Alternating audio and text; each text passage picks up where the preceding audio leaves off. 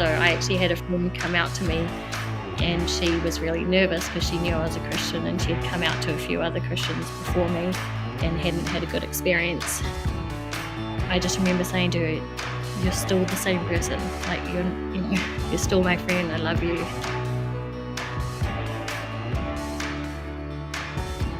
This is Down to Earth Conversations, where we hear from ordinary people who are helping to bring a bit of heaven down to earth.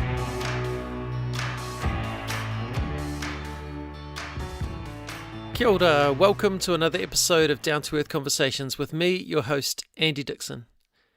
If you're listening to this in real time, this week is 4 years since 51 people died and many more were injured in the mosque terror attacks here in Ōtautahi, Christchurch. So many lives were affected, and those people are on my mind this week. If you haven't already, it's well worth heading to episode 59 to hear my kōrero with Muhammad Hassan, who is Muslim himself and also came as a journalist to cover the aftermath of the attacks while also helping the local Muslim community in very practical ways. Also, something that's happening at the end of this week is the Awaken conference run by Diverse Church, which is New Zealand's network for LGBT plus Christians, and it featured on episode 46 in my kōrero with founder Craig Watson. Craig will of course be featuring at the conference, as will other former guests Jeremy Famuina and Charlotte Cummings, and several future guests will be sharing, such as In the Shift podcast host Michael Frost. So if you're listening to this before Friday, March 17, 2023, there's still time to get tickets if you'd like to come to that. And that brings us nicely to today's episode with my wonderful guest, Keren Maxwell. I asked Keren to come onto the podcast because an often overlooked way of doing good in the world is simply raising children. Keren and her husband, Glen, have 4 children, and they celebrate them so well. Keren hasn't come on as a parenting expert, but simply to share her journey of celebrating and loving her children through whatever comes. And that includes the many curveballs that are just part and parcel of parenting. In this conversation, Keren and I talk about journeying with one of her children in the area of sexuality and identity, and then walking with other of her children who developed various levels of uncontrollable tics over the last few years. I think there is so much in this conversation, whether you're a parent or not, because in the end it's simply about how we love people, how we treat them, and how we value them as human beings. This is episode 66 of Down to Earth Conversations. Here's Keren Maxwell.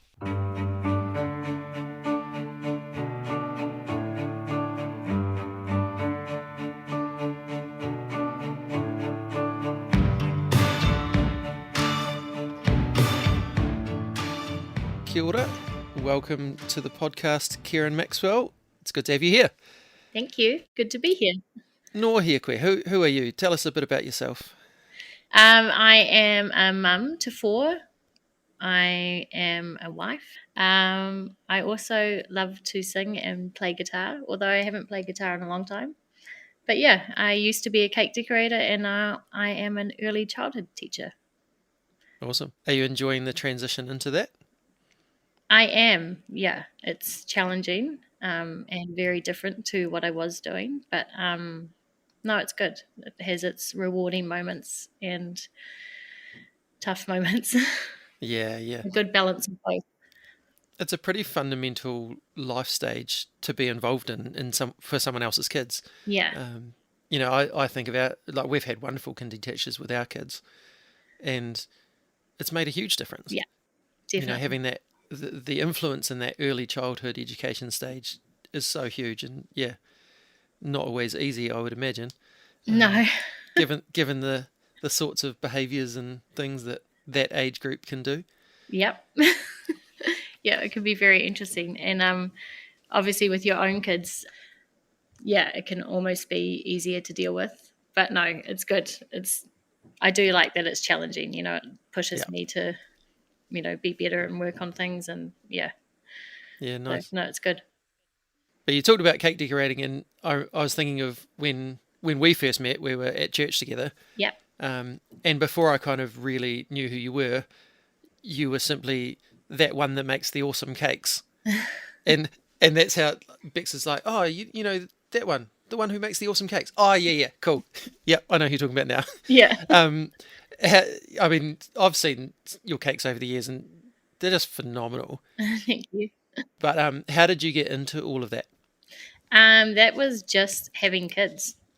So yeah, oh, I actually had I mean, she's like an auntie, but not actually related to us.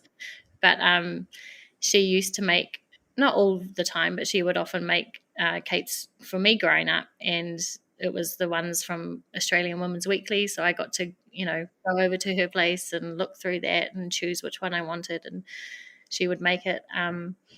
And that was really exciting. And then when she had her kids, so I was like a couple of years older than her eldest, um, I would go over when she was making their cakes and watch the process. And yeah, Yeah, nice. I mean, it wasn't always. I can just remember at least one or two times that I got to be there for that.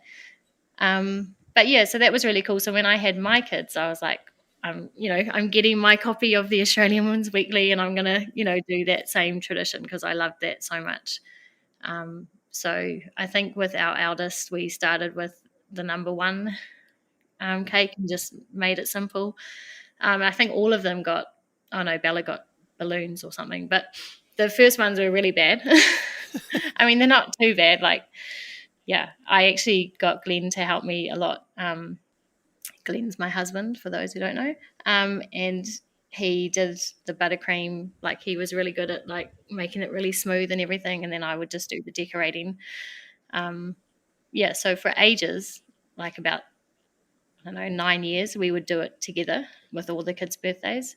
And then when our second eldest was 7, that year I turned 30, and he made me this really big 3-tiered cake for my 30th, and it was all fondant, and it was a nightmare for him. And he really struggled with it. And at the end, so my birthday's in April, at the end he was like, I'm not doing cakes ever again, like I'm done. Yeah, he was Yeah, like, I'll support you yeah, how you need, when and how you need it, but it's on you now. And so the next birthday in the family was Bella's 7th birthday, and she wanted a Hannah Montana cake. And we had only just started working with fondant, like maybe that year or the year before. Like, we'd always just done buttercream before that. And so I just watched a bunch of YouTube videos over and over again, and I still have the photo of me holding the cake and being all like so excited that I'd actually covered it and it looked okay, like smooth, rounded edges, but smooth. And now I'm known for my like real sharp edges. So I've yes. come a long way. But yeah, so, and the Hannah Montana on top of that cake was like terrible. It's quite funny being my first cake. Like, her legs just kind of went along the rounded edges. They were like spaghetti legs. Funny. Yeah, so it's quite a laugh Oh, to you me gotta about that. gotta start somewhere though, Yeah, don't you? exactly. And there's been a few times over the years where I've had the opportunity to share that first cake and then where I've come from. And that's always quite cool to look back and, see how far you've come. And yeah, but that's really where it started, was just having the kids and wanting to, make them a cool cake. And Yeah, nice. yeah, and then I found that I actually really liked decorating. So I went from being scared of fondant to loving it. You say you kind of sort of stumbled into the cake decorating stuff, but you're also like a musician, a singer. Creativity is obviously part of life. Is it Yeah. always been something that's been part of life? Yeah, I've always loved it. I got an award in primary school for music, and it was the first time where I had been recognized for my love of music, Nice. in that kind of setting. And because I had no idea I was getting the award. So it was a huge surprise to me. I think I was, I don't know, 10 or 11 at the time. And yeah, that was really cool. And then I went to high school and, did music and everything through there, and wasn't recognized like primary school, but I still loved it. And yeah, it just kind of grew from, I would just come home and play guitar and basically taught myself. I did get music lessons, like I played sax and flute and things like that I got lessons for when I was younger. But I never could keep going with those, I think, because I love singing, and obviously they're, wind You stick instruments, so something you in your can't mouth. sing and Yeah. play it at the same time. So when I found guitar, I was like, oh, this is really cool because you can sing Yeah. and play. Yeah, and so I just kind of, learned, taught myself, and it's quite cool. My youngest is doing the same at the moment, although he is way more advanced than I was at 13 with what he's playing. But he's done the same, well, not the same thing because we didn't have YouTube then, but he's learning from YouTube and, teaching himself that way. But yeah, just kind of did that. And yeah, I loved it. And then being involved at church, obviously my parents were pastors, so I grew up in the church, and I just remember always with worship, like I used to love harmonizing with, that, and singing and doing all that stuff. And then when I was a teenager, I went to a different church in the city and started getting involved with their worship bands, and yeah, just loved that aspect of church. And I found that when I was at school that it was a real advantage to be part of a community like a church, because lots of the others that I had in my music classes, the music class was the only place where they got to show anyone else their music, yeah, kind of ever, until we got to senior high school and people were getting into bands and things like that. yeah, But yeah, I got to play, most weeks at church, and yeah, as I started learning drums, they were like, "Oh, we don't have a drummer, so would you like to tinker away in the background?" And yeah, it was a chance to grow and make mistakes, and all of that stuff. And so a huge amount of why I ended up with the life that I've got musically and stuff goes back to that chance that I had of being able to outwork it all the time. So yeah, it's pretty cool. I ended up having an all-girl band at school, at high Nice. school. What were you called? We were called Leash. It sounds weird because it sounds like it would be a real metal band, but it really wasn't. Yeah. It was very heavily Christian influenced, and yeah, I can laugh about it now. But I think I had some analogy about something about being tethered to God or something, like Yep. leash, some kind of Right. thing that I can't remember exactly. So it would have been more metal if you'd call it Unleashed. Yeah, true. So Yeah. But no, that was cool. We got to play at church a couple of times, and yeah. all good fun. Yeah. Oh, I mean, I could keep talking about music and creativity and stuff all day. But one of the reasons I wanted to get you on to chat is actually about the fact that you and Glen have 4 kids, Mm-hmm. which, I mean, that's going to keep you busy just because there's 4 of them. Yeah.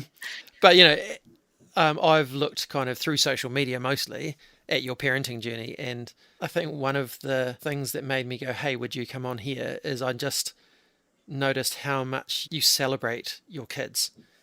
And whether it's through challenges they're going through, whether it's through, awards they've got at school, you're just always celebrating them. Mm-hmm. And, I looked at that, like, I don't know if I know anyone else who celebrates their kids quite as openly and as much as you do. And I thought that's just like really, really cool. And so I wanted to get you on and kind of talk about parenting and talk about your journey there, because you've also had some curveballs thrown your way along the journey, and Yep. things that you wouldn't have prepared for. Yeah. So let's have a chat about some of that. So I guess to start with, what do you love most about parenting? Oh, I just think it's cool watching them grow, seeing them go through different stages. And, I always remember when they were little, you just are always wondering what they're going to be like when they're older. Or even before they were born, what are they going to look like? There's just so many surprises along the way, and some are good and some are hard. But it's just amazing seeing these kids grow and turn into adults. Yeah. I really like what you said there about some are good and some are hard. You didn't say some are good and some are bad, No, because yeah, actually, there's things that come our way that's just how they are, yeah, and they can be really hard, but just because it's different than what we're expecting doesn't necessarily make it bad. yeah, exactly. And again, I think that's something that comes through a lot in the way that you publicly share your journey of parenting. Thinking of that, what has surprised you the most about parenting compared to what you were expecting it to be like? Probably just you can never predict how it's going to go. I remember when we were pregnant with our first, and we're at the midwife and we're talking about the birth plan and we're making a plan, and she's going, cool, and what's the next plan if that one doesn't work out, how you hope it will work out. And you end up with like 3 or 4 different birth plans for different scenarios. And I think in some ways it was a great way to start, because our first scenario did not happen. Yeah, right. Wow. And I actually ended up not having not only my main midwife but the backup. So I ended up in hospital with just whoever was on, who ended up being amazing. She was great, and it was I just went into it being really positive. But I guess that is kind of how I've gone into the whole thing over the years, is just trying to be positive and knowing that, yeah, you just can't predict where it's going to go. Yeah. Doing the best with, what you have. Yeah. And every time you think you've got it sorted, then something else comes along. Yeah. I know we had one, and then we're like, oh yeah, we kind of know what we're doing now. So we had another one, and it's like, this is not the same. Like, we thought it was just going to be like a replica. Yes, we had the same. I don't know how you get fooled into that, because you know that everybody's different, but Yeah. you just go, oh, we know what we're doing now. But no, we didn't know what we were doing at any stage, really. Our eldest was a really easy, like, go with the flow kind of baby, and we were very blessed at the time with that. They slept through from, I don't know, 3 or 6 weeks, like really young. And then the second came along and was just like, I'm not the same. I'm not the same person. And yeah, she definitely struggled a lot more. And later we found out she had celiac disease. So I think, Right. yeah, there was a lot of struggle in the first few months with that, which we didn't know at the time. But yeah, it just was definitely oh wow, they're not the same. That's not a carbon copy. Yeah. And then you have to adjust and navigate that. change how you do things, and Yeah, it's a very complicated process. yeah. I think what helped us with having to adjust and things like that was actually going back to our premarital counselling that we Cool. got. And yeah, the people who did that with us just kind of, the main things that I remember is having good communication, making sure that's good, and then also renegotiating. So throughout our whole marriage, and then also with the kids, when different things have cropped up, we always, try to make time to renegotiate where we're at, and just communicate with each other. And that's really helped with the kids as well when we've had stuff crop up with them. Yeah. What's the most, not necessarily the most challenging situation, but the most challenging aspect of parenting for you? What do you find hardest about being a parent? I don't know, probably just worrying about them. You can't, you can do all you can do to be there for them and help them when they need help or whatever, but at the end of the day, that it's their own journey, their own life, and you can't control everything. Not that I would want to, but you've got to let them go and let them have time to be their own person and figure out stuff for themselves. But that's really hard also, because innately you want to protect them and keep them from harm, and there's just you can't be there 24/7, and you just kind of have to hope and pray that they're going to be okay. And when they're going through stuff, that's even harder. Yeah, totally. Yeah. No, I hear that. When I started digging into my mental health and figuring out, why I respond the way that I do in certain circumstances, one of the big things for me, based on a trauma as a kid, was the need to be in control. And parenting is just not something you can be in control of all the time. No. Like, you can't control how your kids respond to you, any of those things. And, it's an everyday challenge for me of how am I going to respond? And, I'm getting triggered by my children. Yeah. But that's not, it's not their fault. I had a trauma when I was younger.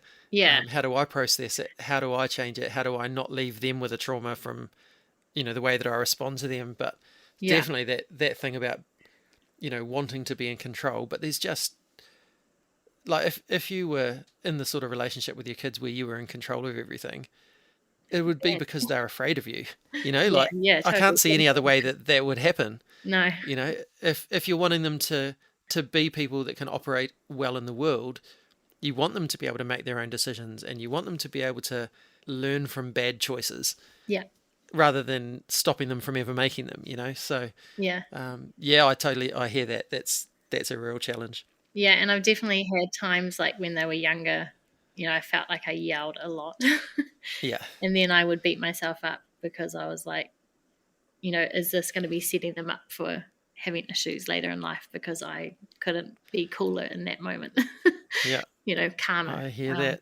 Yeah. So, yeah, you definitely kind of go along and you're trying to do the best you can do, but then you're also human and you've Yeah, got your own stuff you're dealing with. And sometimes that leaches out. And yeah, yeah. I mean, I've talked about it on the podcast before, but for me, I had to have a mind shift between I'm going to be the perfect parent and do everything right to show them this is how you're supposed to be, like this is the perfect person you're supposed to try and be like. And now it's like, no, actually, I want to demonstrate to them what do you do and how do you keep relationship when you muck up. yeah, When you've done the yelling, what do I do then? yeah, And what is that teaching them? yeah, definitely. Yeah, we often, if there was a time where we were yelling, it would often be followed up with, like, once I had calmed down, with "I'm really sorry," and I'm feeling this, trying to show them that, yeah, I've got stuff I'm dealing with, not giving them too much, that they don't need to know, but just enough for them to know, okay, mum's having a hard time, but she's apologizing for, you know, I mean, even yesterday in the supermarket with my 13-year-old, we had a plan to pick up the Maddie, who's 15, from the train, and she was supposed to get in around 4:30, and she'd missed her train, and I had to pick up the shopping between 4:30 and 5, like, click and collect. And I get a message when we're at the supermarket, I'm not going to get in until 5:15, and I was tired after a really long day. Glen's recovering from shoulder surgery at the moment, so I'm doing all the dropping off and picking up where he would usually do most of that. And yeah, so I was really tired, didn't want to be there, and was getting really frustrated. And Zeke was fine, but I felt bad for being frustrated because he was asking me stuff and I was kind of replying in a, gruff manner. Yeah. And so, yeah, even yesterday I was saying, hey, man, I'm really sorry. It's not you. I'm not frustrated at you. I'm just frustrated at the situation and I'm tired and I just want to be home. I don't want to be here right now. And that's kind of what they've grown up with, where I'm trying to, I don't know, just be real with them. Yeah, I mean, I think, again, and you can't judge everyone's whole journey from what you see on social media, Yeah. but there does tend to be an authenticity to the way that you and Glen parent, Yeah. and the way that, like, you're not putting yourselves out there as perfect parents, I guess is what I'm saying. Yeah. Yeah. I've noticed you celebrating your kids, and that's what got me really excited. But it wasn't, yay, they're turning out exactly how we want it. It's not, Yeah. we did a good job. It's Yeah. it's wow. It's almost like, wow, in spite of all the ways we could have messed them up, Yeah. look at Yeah. them now, yay. Which is really cool. For this next bit, I want to focus in on your journeys with a couple of your kids in particular. Yep. And just to make it clear for the listeners, you've talked to all four of your kids and got permission to have these conversations. Yeah. But the focus on here is your journey with them rather than them in particular. So, yeah, feel free to say things or not say things as you feel comfortable to. Yeah. But first of all, let's talk about your journey around the area of sexuality. Mm-hmm. You were raised in church. What were you raised to think about in regards to sexuality, LGBT community, Yeah. that sort of thing? Basically, that it was for a man and a woman, that God designed it, and that sex was good, but after marriage.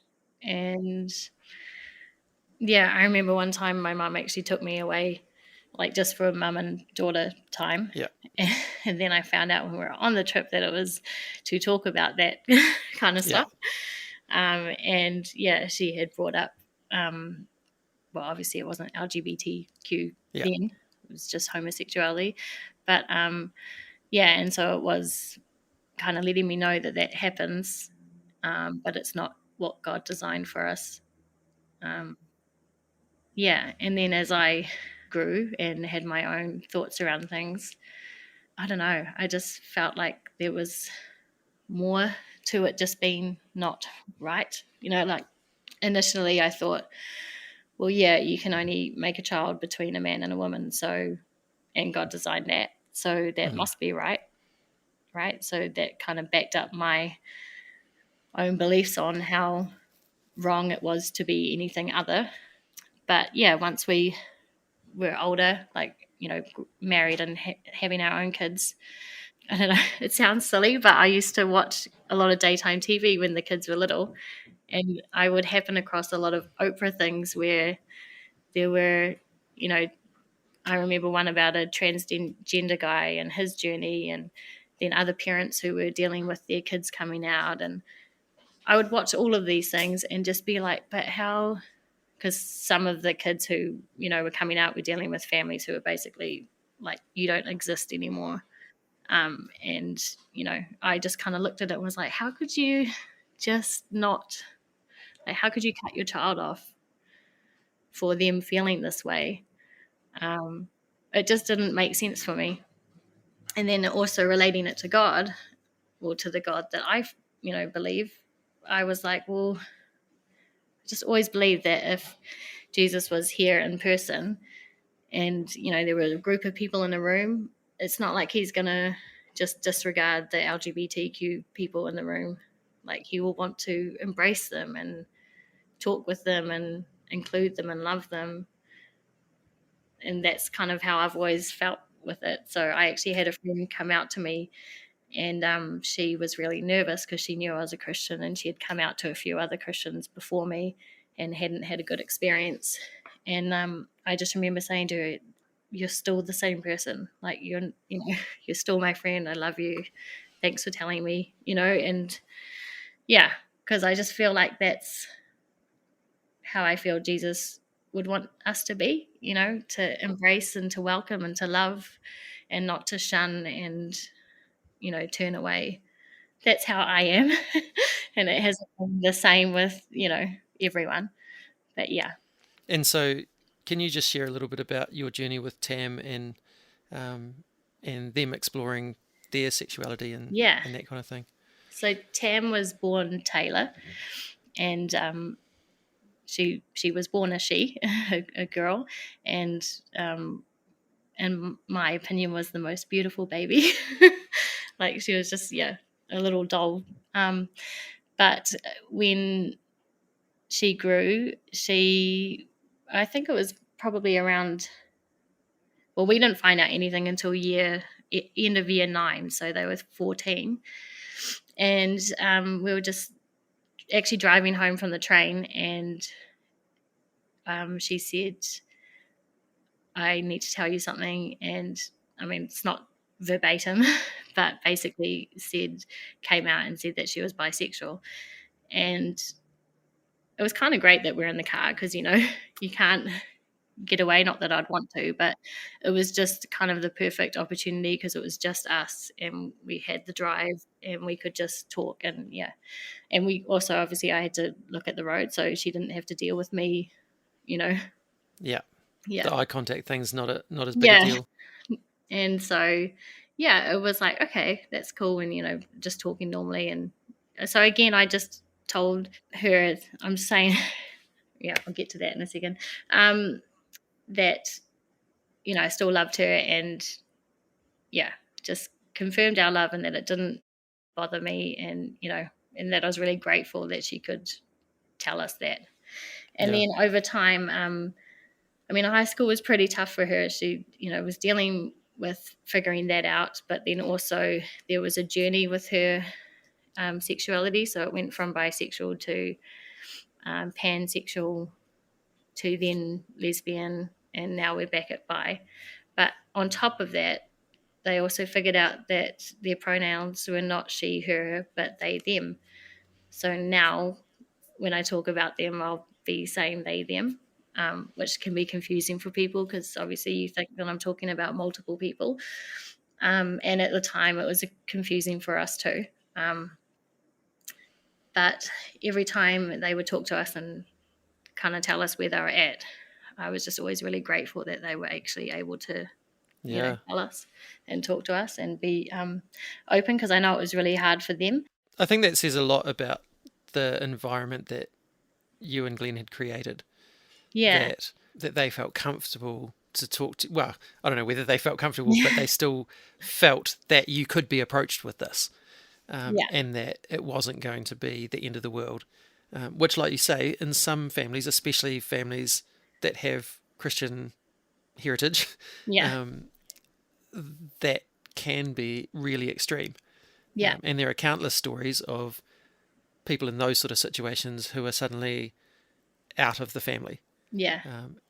But for you to have created this environment where not only did they know that wasn't going to happen, but actually that you would be supportive, I think is a testament to how you had worked as parents.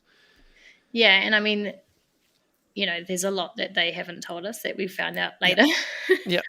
But for them to be able to say the main stuff that they needed us to know was great. And I mean, yeah, there's other stuff that would have been great for us to know at the time, but we often found things out way later. But that's having teenagers though, isn't it? Yeah, definitely. But yeah, I mean, that was a really tough time because not only, I mean, as a parent and if coming from a Christian background, I'm not going to say it's not what I wanted for them or that not what I wanted to hear, but it's more you have this dream or this thing that you think. And I took a wee while to just kind of go, there was almost like a mourning period, of kind of going, like mourning the thing that I thought they were going to have, like, they're going to be married with a husband and have kids, like this, dream in the future. There was kind of okay, I actually have to kind of mourn that thought that I had and kind of relook at things. And I just remember thinking one time, I think again, it was in the car, I do a lot of thinking in the car. And I just realized as I was heading out to pick them up that I just wanted them to be happy and for them to find someone who loved them for who they were. And it didn't matter who that person was, if they could look at Tam and, love them with all their quirks and, flaws and good things, and make them feel great, then that was all that I wanted, and so kind of having that realization that it can be simple as that, it doesn't, you have to worry about if it's a guy or a girl or, but just someone who loves them and who's going to encourage them and be there for them. Then, yeah, that was a real turning point for me with kind of coming to terms with it not being how I thought it would be. And then the other part of that was just, it didn't bother me that they were gay. It was just that, unfortunately, because they're gay, they're going to have a harder life now. Like they're going to deal with persecution and, people not being happy with it. Doesn't sound right, but like just their thoughts and views and feeling that there's something wrong with them. And that they're not quote unquote normal, which is ridiculous now, but it's just you just want your kids to have a good life. I think about some of the arguments that I've heard from within Christian circles that involve, they're just opting for the easy way out, because it's like there is nothing easy about it's this. Definitely the harder journey to take, and to be true to yourself as well, to be true to yourself and feel proud that you're true to yourself, but then dealing with hate and everything else that goes along with that. It's not easy. I just want to pick up on the bit that you talked about, that there was that period of mourning. And I think I've heard that from a number of parents who've been in similar situations to you, where I think there is that thing where you've got to give yourself permission to mourn what your dream was for this person, Yeah. while at the same time accepting and loving them for who they are. And I think that's, like, I've heard of cases where people felt bad because they were mourning, and does this mean I don't love them, or things. But actually, it's a letting go, isn't it? It's a Yeah. realizing that and it's your thing. It's not their thing. It's your thing. Yeah. But you have to grieve that, and you have to process that, or else that's going to come out in the future somewhere. Yeah. And I think this can be the same for people who have dreams of their kids being, having a certain job, or, like, Yeah. they might be a doctor and they might want their kid to be a doctor, or, something like that. Yeah.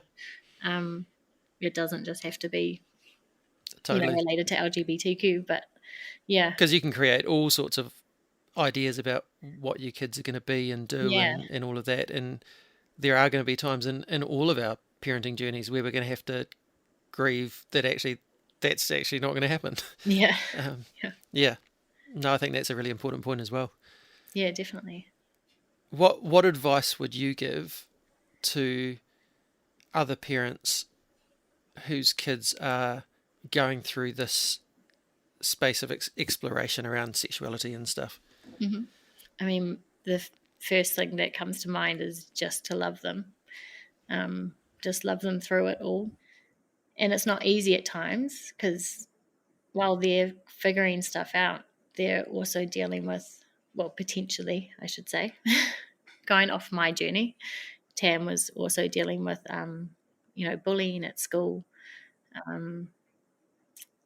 then dealing with depression and anxiety. So we had self-harm amongst it all. Social media these days doesn't help, just everything that comes along with that. So it's not just one thing, I don't envy our teenagers these days with what, their world is like. So I think just loving them and being there and giving them the space that they need as well. You don't want to be too invasive, like letting them know that you're there, but also not pushing them to share when they're not ready to share. Yeah. Yeah. That's really good. And again, I mean, the part of you that wants to be in control wants to know everything now. Yeah.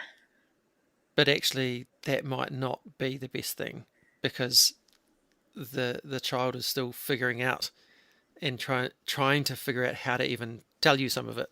Yeah. And so pushing could cause some real problems.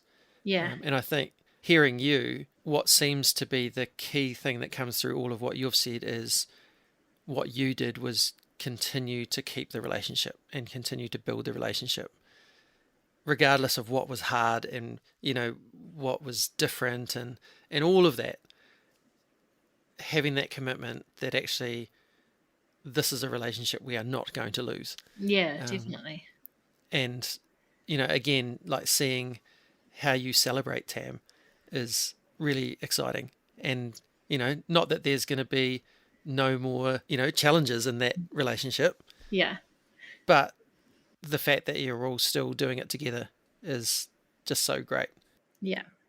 Like you say, this is not just a discussion about sexuality, really. This is a discussion about when things don't go the way that you were expecting them to go as a parent.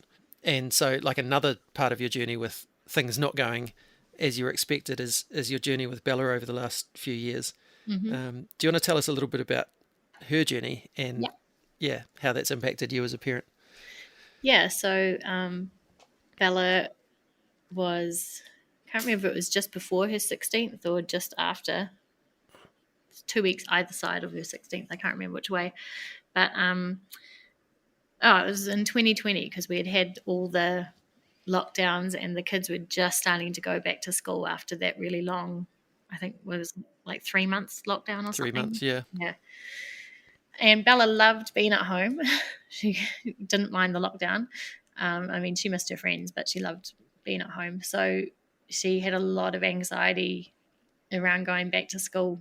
Not that she was like necessarily telling us, but I mean, I could tell it was there a bit. But Tam was with her. They were at the same school at that time, and they were walking through the mall in Newmarket on their way to school, and Tam texts me this video of Bella and is like, Mum, Bella can't stop doing this weird tic thing. And it was just a video of Bella kind of putting her head to her shoulder and going pew, pew, pew.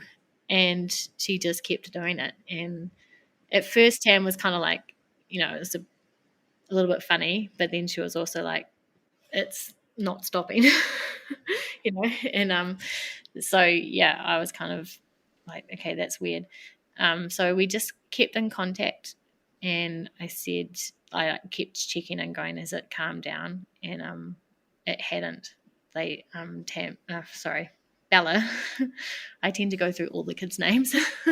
Yeah, I do Bella. that with the cats Yeah, too. yeah. The other day I went through everyone, including the dog, before I got to the child that I was Yeah. actually meaning. Yeah. But it didn't calm down, and so Glen ended up going and picking her up from school and bringing her home. And yeah, while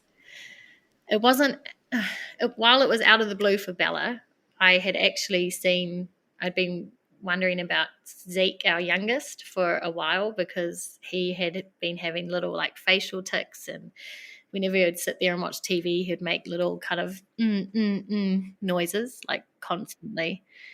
And so I had even taken him to the doctor. Just asked the doctor about him, kind of like, is it something to be concerned about? And she wasn't too worried because he was quite young at the time. And he wasn't, like, it didn't really impact his life. But Bella's were very much out there, and she couldn't stop moving her head to her shoulder. So she was getting really sore, pain in her neck, and couldn't stop with this pew, pew, pew noise. Which I imagine was extremely embarrassing as well. Yeah.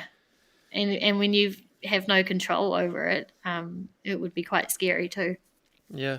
So the next day we took her to the doctor and got referred to the psychology group, where we got 4 free sessions. And Bella says that wasn't super helpful. I mean, even the psychologist was like, there's not a lot we can do for you, but we can try to help give you coping mechanisms or try to figure out what triggers you. And so in that sense, it was helpful. We figured out that tiredness and anxiety was a trigger for her. Also, lots of people. And when I look back, there were a few signs leading up to it where she would scare easily, like startle just really easily. And there were a few things that she would just kind of, just little head movements she'd do that we always thought were just funny little Bella-isms. Yeah, And right. when we look back, we're like, oh, actually, that was probably a tic. And we just didn't realize because, it was just a thing that she would kind of do. But yeah, so the school was really helpful. She actually had a friend, one of her best friends, also has been diagnosed with Tourette's like beforehand. So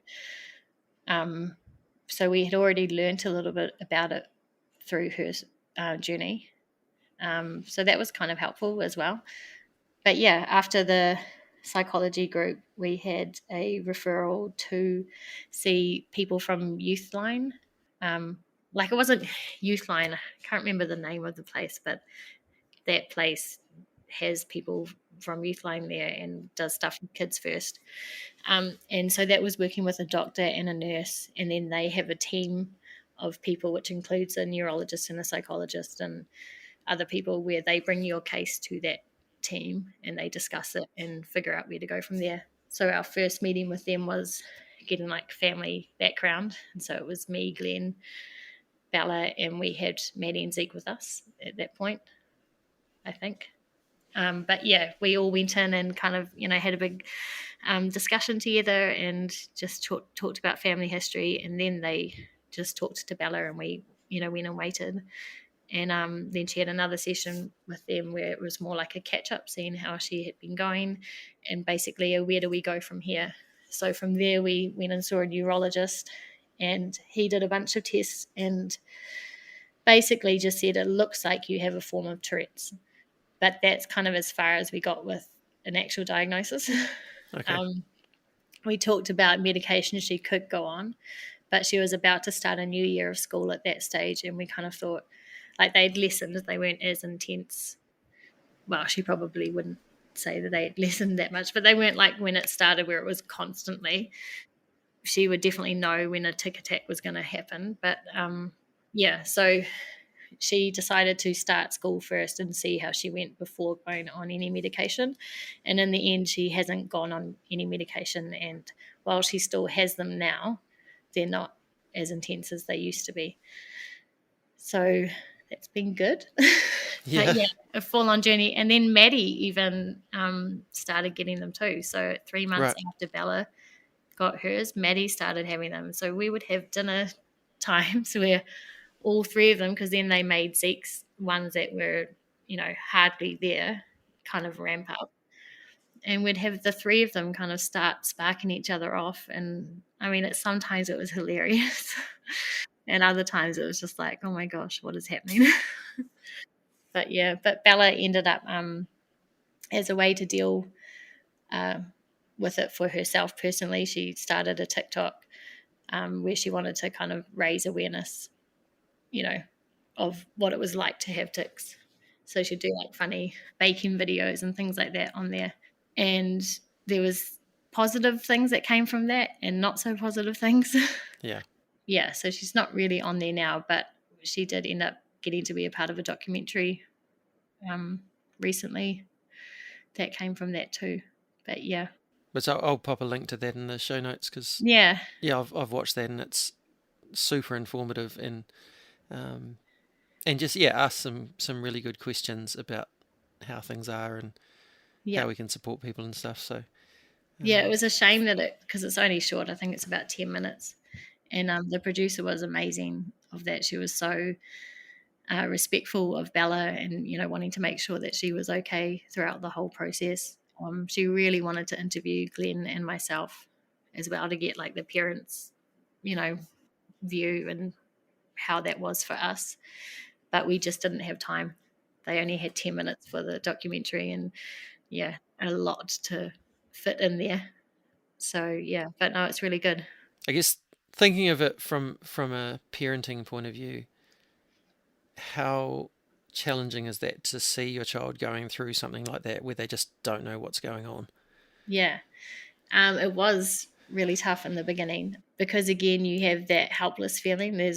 Was really nothing we could do other than asking her what she needed from us and, respecting that. Yeah, I just kind of kept trying to check in with her, like, what triggers you, do you want me to see if you're okay or do you just want me to leave you alone? Like, Yeah. wanting to make sure that she was okay, but that also she knew that we were trying to be there for her if we could be.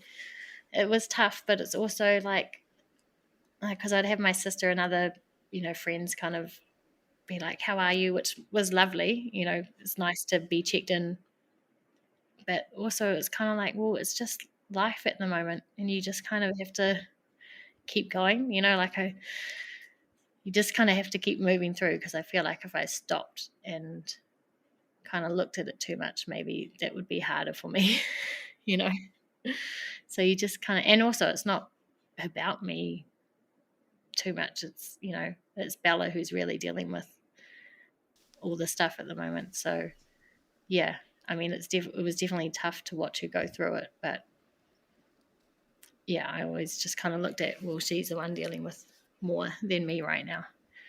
I think that learning that it's not all about you is a really important step in parenting.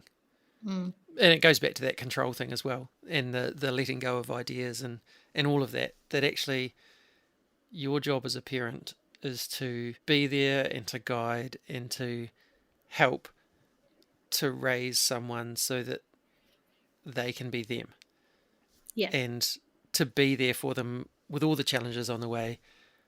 But it's actually not about you. And the good things that happen aren't about you. The challenging things that happen aren't about you either. yeah. So yeah, it's definitely a big lesson to learn and something that, yeah, like I say, you can see through all the different stories that we're talking about today. I think having empathy as well is a huge part of that as a parent. Yeah. Because if you can, take that time to kind of put yourself in their shoes have a think about what school might be like for them at the moment or what they're dealing with. It just kind of helps, I don't know, balance out your frustrations that you might be, feeling with whatever their behavior might be. And just realizing, well, hang on, what kind of day have they had? Or, yeah, I've always been quite empathetic. So I think that's helped a lot as a parent. Yeah. Yeah. No, that's really cool. I'm really grateful for having the chance to chat with you today about it. And yeah, thanks to all your kids as well for being okay with you coming and chatting about it. Because, sharing stories, there will be other families out there with challenges. And it's nice to know that we're not alone. Yeah. And so for you and your kids and Glen to be happy for you to come and share is a real gift to others. And I think there will be many that will listen to this and be really touched by it. So, thank you for that. Thank you for just being the person who celebrates so well, whether it's celebrating by making cakes, whether it's, celebrating your family. It's a real joy to see your journey with that. So, thank you for what you're doing to bring a bit of heaven down to earth. Thank you. Thanks for having me on. Hello, hello heaven. Will I hear you whisper to come near? I love that near the end, Keren boiled it all down to empathy. Walking with her kids as she and Glen look to understand before trying to guide. Focusing on what is going on underneath, rather than the face value behaviours that are far easier to concentrate on. That's a valuable thing to think about no matter what relational dynamic is in play. Thank you, Keren, for sharing your journey with us. Here is a blessing for you. Keren, as you and Glen continue to journey together as parents, may you find times to celebrate one another as much as you celebrate your kids, and may your relationship continue to flourish. In both good times and harder times, may you know peace, hope, joy, and love, and may they bind you together as a whānau and spur you on in your journey together. May your children always know that they are loved and embraced for who they are, and may you continue to be a place of refuge for them, a safe place where they can come as their fully vulnerable selves, knowing there won't be even a hint of judgment. May your willingness as a whānau to share about your journey together inspire others as they look to live out authentically loving lives in their own family situations. May you continue to find moments of creativity that bring great joy to you and to those around you. And lastly, may you know you are seen, you are heard, and you are loved. Thanks to Strawn for the music and Rangi for the karakia. Join me next time when I chat to Kath B about her work as a musician for children, her past life as a teacher aide in schools working with some of society's most vulnerable, and the song she was commissioned to write for Etu Tangata that went on to win Best Song at last year's New Zealand Children's Music Awards. Until then, me inoi tātou. E tō mātou matua I te rangi, kia tapu tō ingoa, kia tau mai tō rangatiratanga, kia mea te tau e pai ai ki runga ki te whenua, kia rite anō ki tō te rangi. Humai kia mātou ai nei, he taro mā mātou mō tēnei rā. Muro mātou hara, me mātou hoki e muru nei I o te hunga, e hara ana kia mātou. Aua hoki mātou e kawea, kia whakawaia, engari whakaorangi a mātou I te ki